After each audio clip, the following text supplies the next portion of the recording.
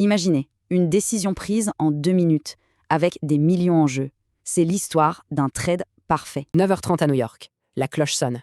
Et voilà le montant qui déferle sur l'action Nvidia. Attention, ce n'est pas le volume d'une journée, c'est celui d'un instant. Un vrai tourbillon. Alors, coup de bol ou exécution parfaite? C'est ce qu'on va voir. Avant l'ouverture, le sentiment sur Nvidia est super négatif. C'est un peu la panique, quoi. Tous les indicateurs long terme sont dans le rouge. À ce moment-là, acheter, ça semble juste dingue. Mais la stratégie de ce trader est radicale.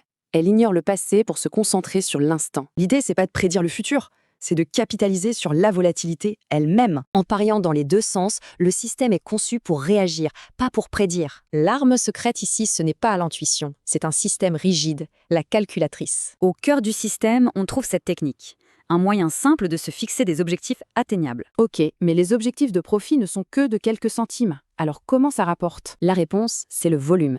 Quand on traite des dizaines de milliers d'actions en même temps, Eh bien, même de tout petits mouvements créent des gains énormes. C'est la puissance du scalping. À ces théories, aucun plan ne survit au contact du marché. Voyons l'exécution. Et bam, dans la deuxième minute, le petit pari sur la hausse atteint sa cible. Profit rapide. sauf que la grosse position, elle, est bien dans le rouge. C'est là que tout se joue. L'instinct, c'est de paniquer et de tout vendre. Mais le système, lui, ne cède pas. Plutôt que la panique, une manœuvre planifiée et exécutée. Ce n'est pas de l'impro, c'est stratégique. Et cet ajustement crée un nouvel objectif de profit beaucoup plus facile à atteindre. Quelques secondes après, la nouvelle cible est touchée. Le trade perdant devient un autre gagnant. La conclusion, c'est que la force du système n'était pas de deviner le futur.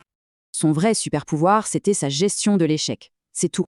Ça nous laisse avec une dernière réflexion, bien au-delà du monde de la finance.